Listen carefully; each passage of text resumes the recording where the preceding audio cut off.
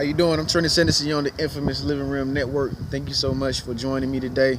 It's my pleasure and honor to be with you. I'm so grateful to have you. So I'm out in a different scenario. I'm actually by a lake. I'm trying to give you a panoramic view of where I'm at. I don't know what this lake is called, but I'm gonna show you actually two is in front of me. Okay, this was in front of me. Let's see, some play sets over there or something. Yeah, so all right.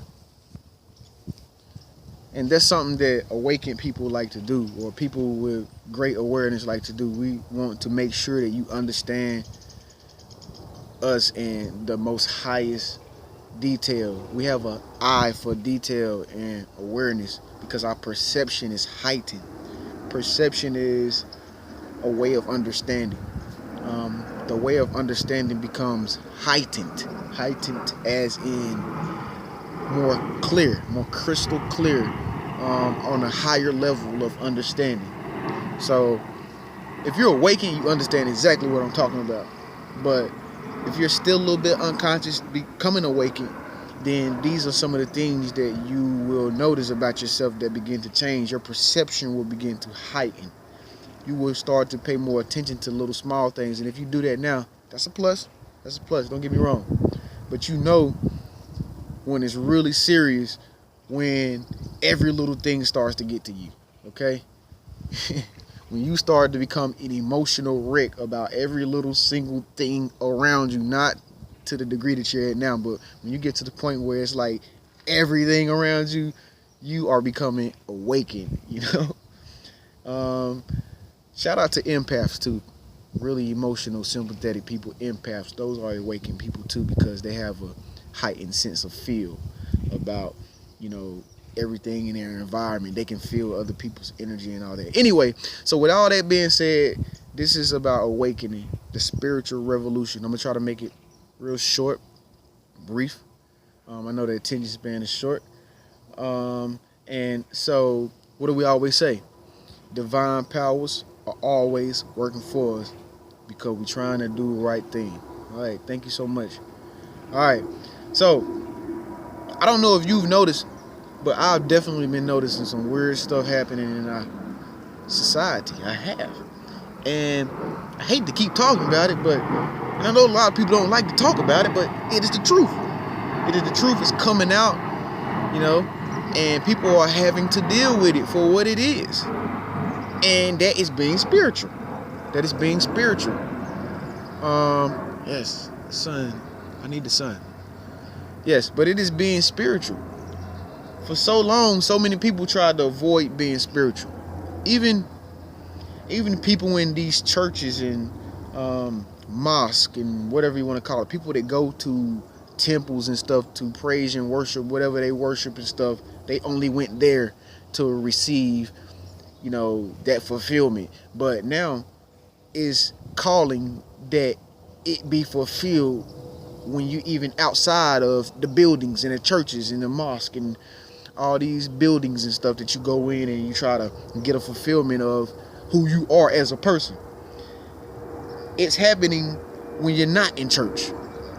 You begin to feel like a high in who you are as a person. But where is this high coming from? What is this difference that we're seeing in people, in the world? Why is the world changing? Everything is becoming different. It seems like things are changing like that. Like once they were up here, but this line is like a rotation of different things and like a mix up of different things, and you just see what was uncommon becoming common, what was unpopular becoming popular. The people that was last are becoming the head. You see the ideas and the concepts that people casted out are becoming the ideas and the concepts that people are using today. Now you see technology at an all-time high today for us to be able to connect with people who never had a ways and means to connect with us yesterday. And it's just all this unity is coming together, and since this is unity And since we're having to come together in this unison, there's a lot of conflict. There's a lot of conflict because you still have a lot of people who are not awakened, and they disagree with this. They disagree with people coming together and us forming unity, and everybody being brothers and sisters in a more humanistic, natural way. Only person I know to be my brother is my blood brother. Nobody else can be my brother. No. I cannot do it. I cannot call that man of a different color my brother. I can't do it. And so that is the mind that unawakened people live in, a mind of division, a mind of defeat, a mind of doubt, a mind of impossibilities, a mind that keeps them back from what they could have, a mind of limitations. That's what it means to be unawakened. That's what it means to be not spiritual. You're unawakened. You're limiting yourself. You only want to be a physical person. You only want to be a physical person. Like, you only want to be the person, you got to see everything in order to believe it, rather than being a person who just believe in a higher power than what you can see. When you can believe in something higher than what you can see, you're a powerful person. You're a very powerful person. That makes you a strong person. People going to be like, what? How can you say that? Because you're confident, because you just know. You don't know how you know what you know. You just know it, and that's just the way you feel because you want to be selfish. I know I'm gonna get it because I'm gonna get it. And why do you think you're gonna get it? Because I am who I am. I'm gonna get it. You can't stop me. I'm Trennis. Or you gonna say put your name in the blank. Okay, so it's not being overly confident in being a spiritual person. When you walk around with your head high, that just says that you're not scared. You're not worried about how you're gonna pay bills. You're not worried about who's gonna watch the kids. You're not worried about how you're gonna get something to eat. You always have been supplied in the past anyway, even though you didn't know how things happened for you in the past. They happened for you, did they not? Okay, now we've reached the time where it's time to say, okay, forget worrying. I know it's gonna happen for me. We've all seen it happen too many times before. I'm 27 years old. I'm old now, so it ain't like I'm not gonna survive. You're gonna definitely survive, and you're gonna die when it's time for you to die, but you're gonna definitely always survive. So why should you think about surviving if you know that you're a survivor? You're always surviving. You always will survive. Okay, that's what being awakened is about. Being awakened is just already knowing and not dwelling on what you don't know, but just know that you know. And that's what get a lot of people upset about people on their spiritual journey, and people on their in their enlightenedness, and people that have the spirit, the Holy Spirit in them, people that see with a faithful mindset. That's the hate that they get. That's why people don't want to come together, because too busy criticizing people. Look at yourself. And that's one of the main problems with humanity today. We don't really know who we talk about. We say we love God, and God this, and he God that, and our Father which art in heaven, hallowed be thy name, under this nation in God indivisible, we liberty, and all this stuff. You know what I'm saying? But we don't really understand that we are made in the image of this all-powerful God. We are made in the image of this all-powerful God. Therefore, if this all-powerful God is the God of, we can't even think of how great God is, because he just that big, y'all.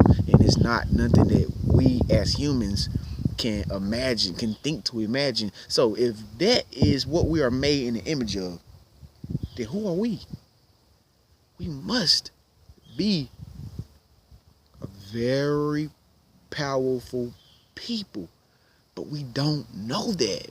We fell asleep to that. We have given our power away to division and hate. We put our power in the wrong perceptions. We put our power thinking in the wrong thinking. But now this spiritual evolution, this spiritual consciousness thing that's going on, everybody going to church now again, everybody praying, everybody meditating, Everybody going to yoga classes. Everybody trying to go to the gym to exercise and get in shape. Everybody starting to eat the right food versus eating the foods that was keeping us separated. The foods that was making us feel bad. The food that was food for us but was not food for our thought. It was not food for our mind. It was not food for our body. It was not food to build us up. It was not food to nourish us. And how do we find that out? Because the veil was lifted. Truth came out. This is the spiritual evolution, revolution, in humanity, in our consciousness. The truth is out. There is no excuses anymore. There is no way that you should be able to say, I don't know how to do this. I don't know how to get that done. I don't know how to understand that people over there because they're different from me. There's no excuse anymore because all the information that you always wanted to know is out through technology.